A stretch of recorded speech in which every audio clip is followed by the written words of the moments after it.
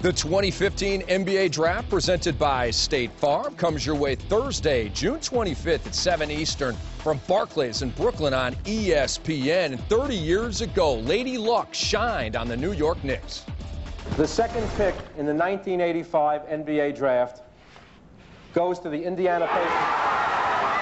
The horseshoe works. Basketball is back in New York City, my friends. Have the first pick in the 1985 NBA College Draft. As you can imagine, this is a New York crowd Congratulations here at the Waldorf Astoria. And I don't think David Busher believes it yet. Well, maybe he does by now.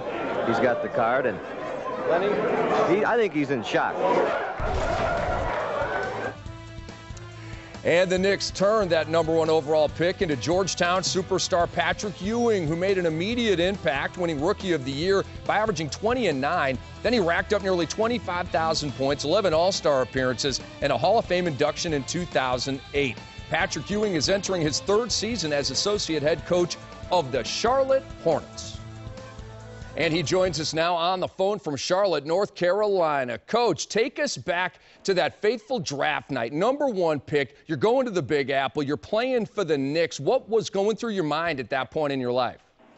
Well, first of all, I had already known that I was going to be the first player picked. So, with the lottery had already taken place, so I was already excited, and I was already happy. I just wanted for them to call my name, for me to go in the back, do my interviews, and then go on home. So all the build up, all the lead up was that all took place the night of the lottery.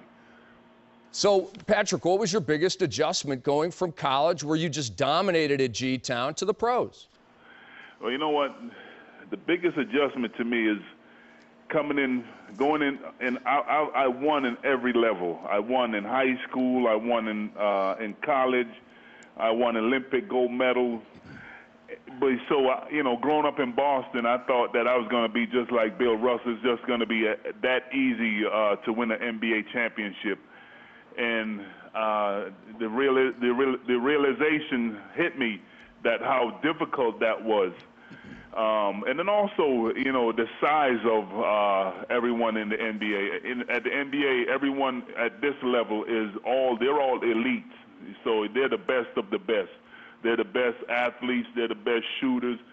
So, that's also a big difference from in college. You may play against a great player every once in a while, but in the NBA, every night you have to go against a great player. And especially at my position in the era that I played, there was a lot of dominant bigs. Well, you're talking about dominant bigs, Patrick. It seems like we're a far cry from that, the way that the game is played now. What do you think about how the center position has shifted over, say, the last 4 or 5 seasons in the league? And do you think that there is still a future for the big man in professional basketball? Yeah. Definitely. I mean, everyone now wants to play 1 out and 4, 1 in and 4 out. When we were in Orlando, I think we were one of the teams that first started it. We had Dwight Howard. We surrounded him with shooting, with great shooting. So we opened the floor up for him.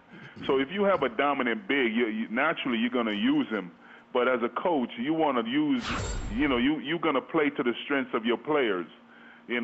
So Golden State, they have great perimeter players. Bogut is a fill-in. Even though early in his career he was a scoring big, now his job is to set screens and make passes because he has the ability to do that. But, I mean, at times they can post him if they want to. And, as teams would love to have the ability to be able to post a player. In this era, they post a lot more the guards than the centers. And also, then you also have guys who can, spread the floor.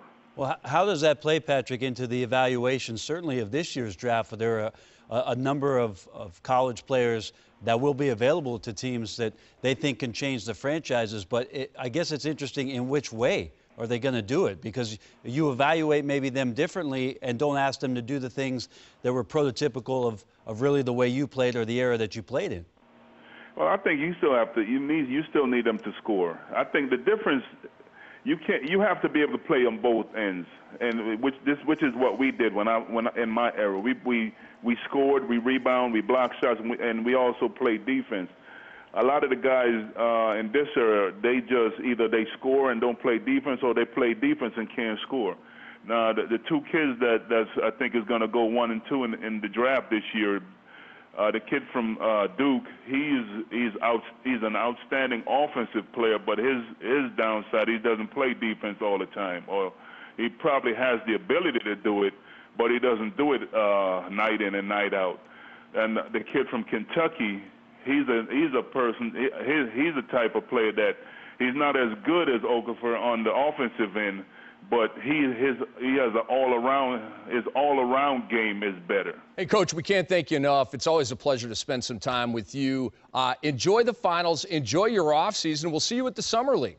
Yes, you will. You know, make sure you give us a lot of attention when we're out there. No doubt about it. Thanks, big fella.